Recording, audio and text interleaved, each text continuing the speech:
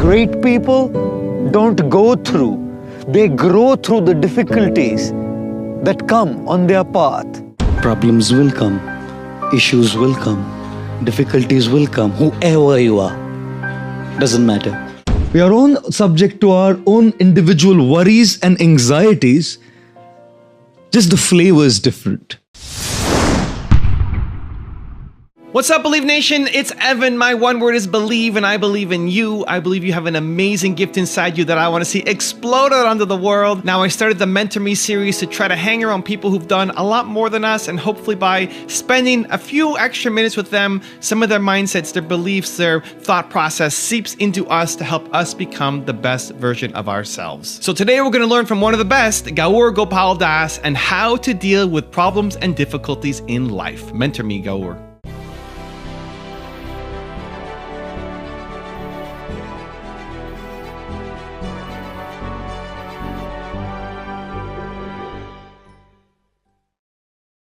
All right, let's kick things off with rule number 1, see challenges as opportunities.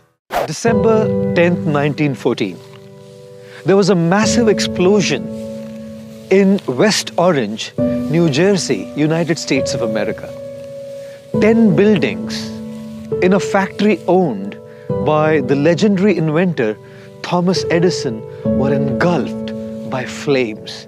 6 to 8 fire departments rushed to the scene but could not curb the chemical-fueled inferno.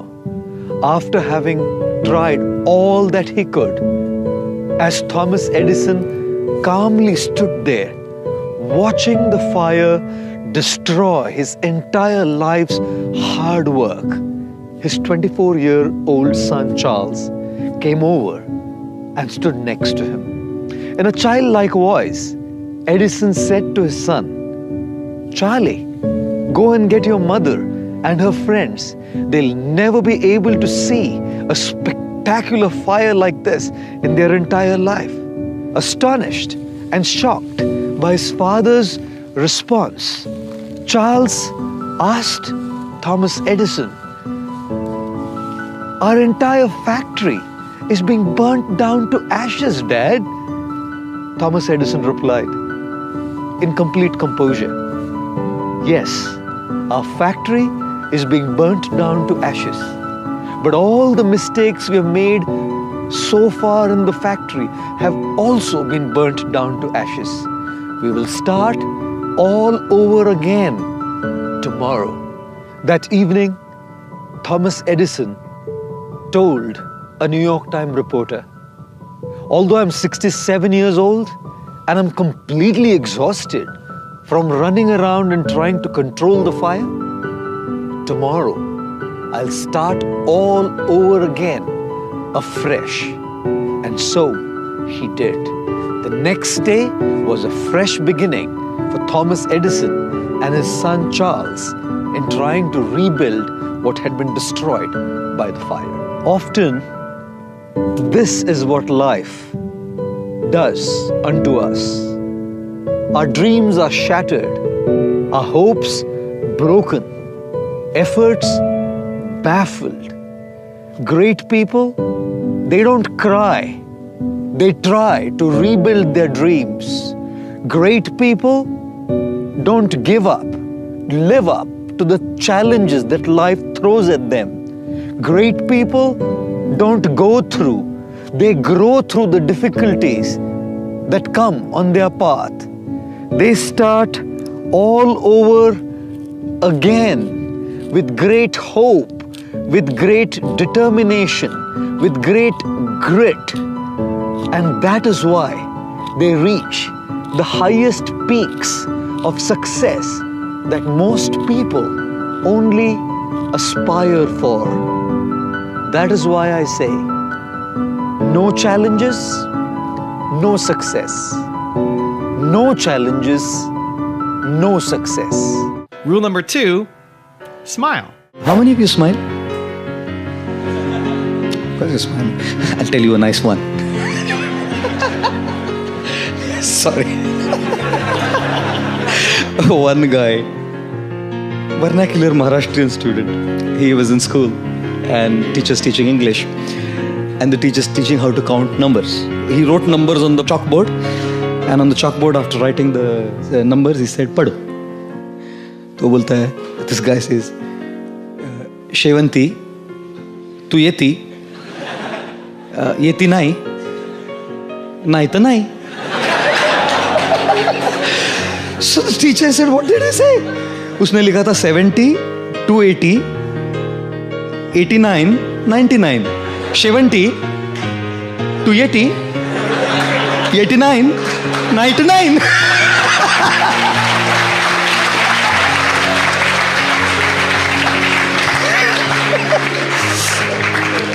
There was a Maharashtrian student studying in a vernacular school. So the teacher was teaching numbers, and he wrote on the board numbers, and he said, "Read." He said, "Shevanti,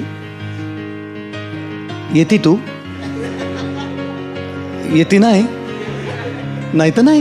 There was a student in school, Maharashtrian teacher, and the teacher wrote numbers on the thing, and the teacher was saying, "Read." So he said, "Shevanti, yeti tu, yeti nai, nai ta nai." I'm telling you the same joke again, isn't it? Do you laugh on the same joke again? No. After a while, if I tell you, you'll say, "Kuch to gadbad hai inka." What is he saying? The same thing. He's gone in the repeat mode in a loop. What is he saying? We don't laugh on the same joke again. Why do we cry on the same problem again? Huh? उसी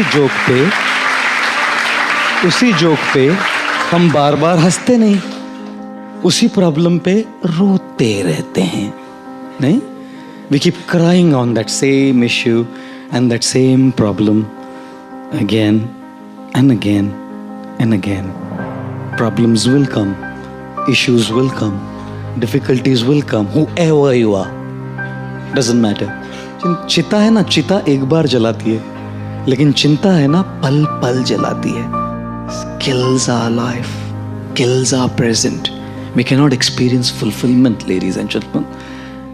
God has a plan, an amazing plan. With all the challenges, with all the difficulties, with all the troubles that He sends our way, He has an incredible plan. None of us know what. None of us can see how. None of us can understand why. And therefore, at that point of time, all we do is cry. We can't understand why. If only we understood what the plan is, even while going through that crisis, we would probably smile. इसलिए हंसाता हूं मैं. पहले ही रो रहे हैं जिंदगी में.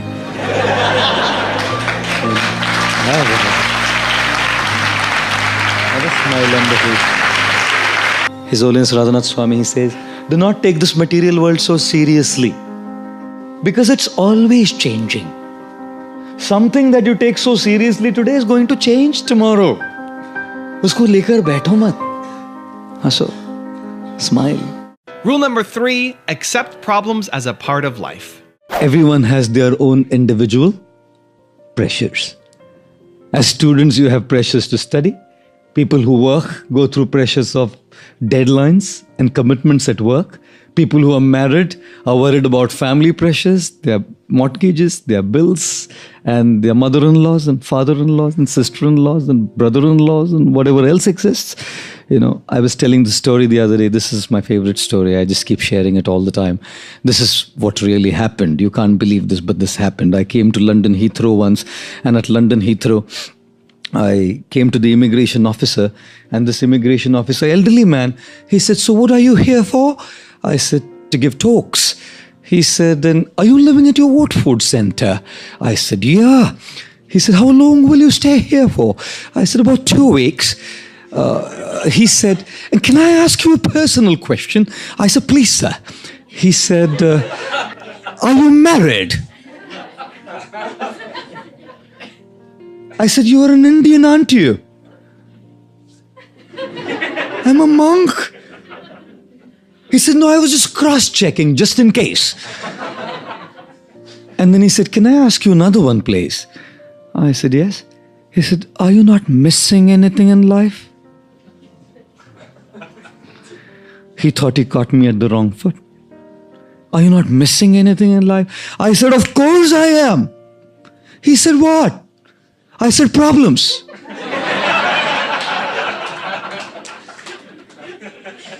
You know what? He loved my answer. Believe me, hand on my heart, he stamped my passport, and as I'm walking out of the gate, he put his hand on my head, blessing me, said, son, remain like this. Son, remain like this. You will never have to go through any issues and your problems in life. God, you know what? I mean, it's nice to laugh at, but as I walked through the gate, I turned to him and told him, look, gentlemen, I must tell you something. Don't think that me as a monk is free from problems. Anyone who lives in this dog-eat, dog-live world, as they might say, or anyone who lives in this world full of rat race and pressures, whether it's you who are a student studying, or one of you corporates or business people who's working, or married man or lady who's kind of dealing with family life, or myself as a monk, we are all subject to our own pressures. We are all subject to our own stresses. We are all subject to our own individual worries and anxieties. Just the flavor is different. Rule number 4, accept informed and transformed choices. We are put in many complicated situations. I want to offer all of you a very powerful tool, a very simple one. When you're talking about making a choice, weigh the consequences and just decide which of the two consequences you are okay to bear. Moral dilemmas are easy to solve because moral dilemmas are between good and bad. Ethical dilemmas are hard to solve because ethical dilemmas are between bad and bad or good and good. Remember this always. You will have to make one choice. You're not going to be spared by life. You will always have to make one choice. Choices means two things to remember: informed choices and transformed choices. We should make informed choices. What is an informed choice? Based on proper knowledge, based on proper deliberation, based on proper consideration, based on proper analysis, not haphazardly, whimsically made choices. And what is transformed choices? Choices based on our spiritual strength. So when we have a combination of informed and transformed, then we make a choice. Because informed, we know what to do, but we can't do it. And thus we definitely need to make transformed choices. And therefore they say, an intelligent person will open your mind. A handsome person will open your eyes. Aakh khul jata na, अरे कितना handsome है. But a gentleman will open your heart. You know? A gentleman will open your heart. And what to speak of an intelligent, handsome gentleman, this is what I appeal to all of you. Become an intelligent, handsome gentleman. And rule number 5, the last one before a very special bonus clip, is invest in people.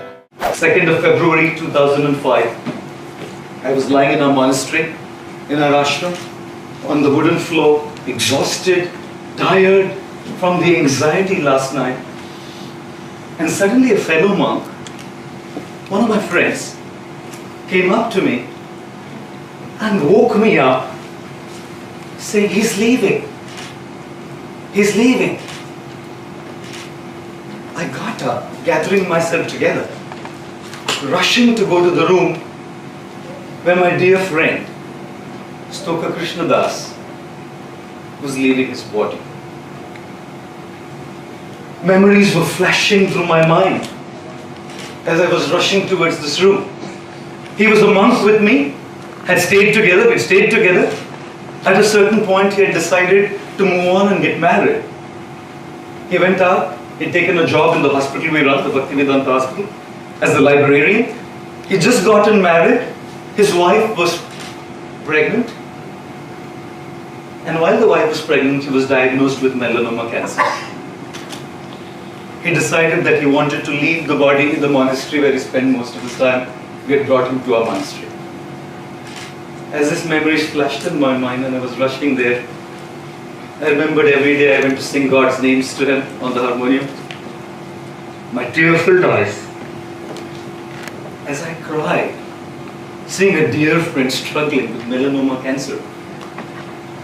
Every single time I looked at him, my vision was blurred because it was someone so dear. Yet, this gentleman was amazing. He had a beaming face. All the excruciating pain that he went through hadn't affected his determined resolve. You look at his face. Look at that smile. No morphine was working on him. I realized this stuff works. His wife had given birth to a baby girl. They brought the baby girl to right next to him. It was the last time she would see him. It was the last time his wife would ever be with him. Ladies and gentlemen, as I walked to the room, my Guru, Radhanath Swami, the author of the popular book, The Journey Home, was right next to him, giving him hope. I was astounded. Inside the little room, there were so many people. I was standing right next to him with my Guru Radhanath Swami. Outside were 450 members of our community, all together chanting the names of God. What I saw here was a man who didn't have a Lamborghini. What I saw here was support. What I saw here was people. People who were there to financially support him. People who were there to medically support him. People who were there to spiritually support him. People who were there to emotionally support him. I was amazed at the kind of support this man had given. You know something? When you're born, people love you. And when you die, people love you. In between, you have to manage. And this man had managed truly well. He had invested so much in relationships with his people that when he was in dire need, people had come to him. Ladies and gentlemen, yes, it is important for us to have support. Wealth doesn't just mean money. Wealth means money plus people and support. One gentleman said, do you know what's the difference between complete and finished? He said, if you find the right partner, you're complete. If you find the wrong partner, you're finished. But if you find the right one catching you with the wrong one, you're completely finished.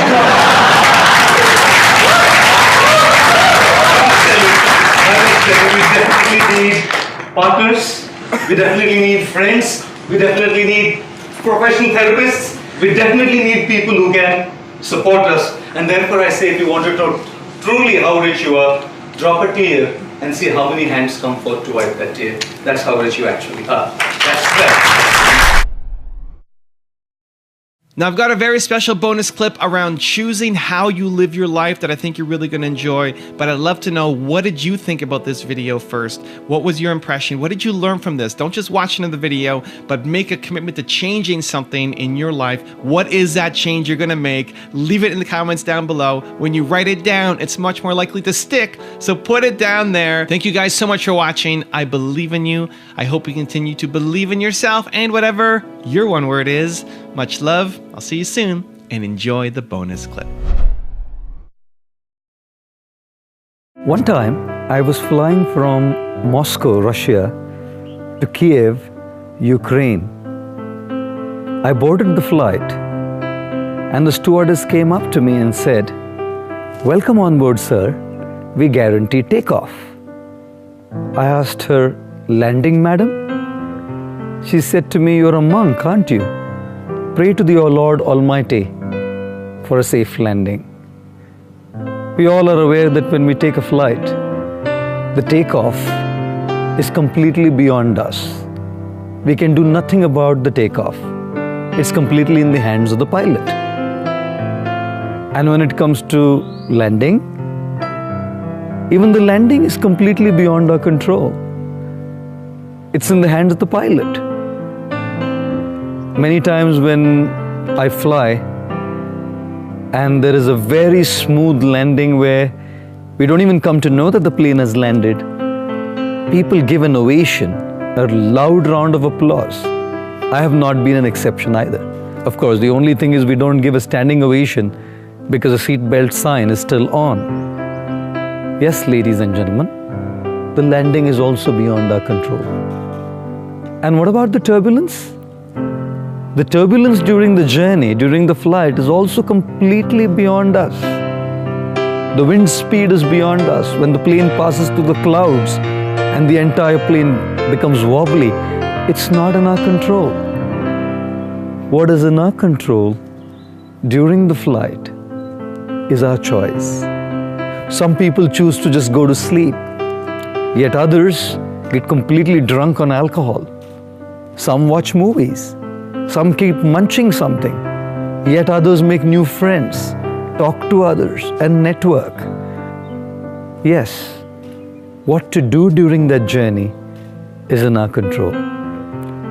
In the journey of life as well, the takeoff, which is our birth, is completely beyond our control. We didn't choose our parents. We didn't choose which nation we were born in. We didn't choose which city we were born in. We didn't choose our socioeconomic class we were born in. We didn't choose our looks. We didn't choose the religion we were born in. Our takeoff of the journey of life was completely beyond us. And the landing, death, even that will be completely beyond us. I've heard many times people telling me that they would just love to die by getting a massive heart attack and dropping dead, no trouble for them, no hospitalization, no tubes, no needles, no trouble caused to others. In one shot, go. Now, no matter how much we might wish that, it's just beyond us. How we go and how the landing happens is completely beyond us. And what about the turbulence, the disturbances, the problems during the journey of our life? Some of them are within our control, which we can solve. But many problems and issues and the turbulence caused is completely beyond our control because it's caused by situations which are beyond us. It's caused by people who are beyond us. Yes, ladies and gentlemen, in this journey of life, the takeoff, the landing, and the turbulence is not in our control. What is in our control, however, is the choices we can make. And therefore, spirituality is about learning how to make those right choices. When we learn to make those right choices, we learn to live a transformed, happy, fulfilled life despite all the turbulence and problems that are going on around us. It is said, when we are beautiful, it's God's gift to us. When we live our life beautiful, it is our gift to God. Therefore, being a male is a matter of birth. Being a man is a matter of age. Being a gentleman is a matter of choice. And as a corollary to that, being a female is a matter of birth. Being a woman is a matter of age. Being a gentlewoman is a matter of choice. Let us all take to spiritual wisdom, learn to make the right choices which are within our control as our gift to God, and thus live our lives as thorough and perfect, ladies and gentlemen. Raise your standard. Apple at the core, its core value is that we believe that people with passion can change the world for the better. Not one drop of my self-worth depends on your acceptance of me. I don't ever give up. I'd have to be dead or completely incapacitated. Hey Believe Nation, if you want to see my all-time favorite top 10 rules of success, I have a very special secret video for you. These are the individual clips that I have personally learned the most from and applied to my life and my business. Check the link in the description for details.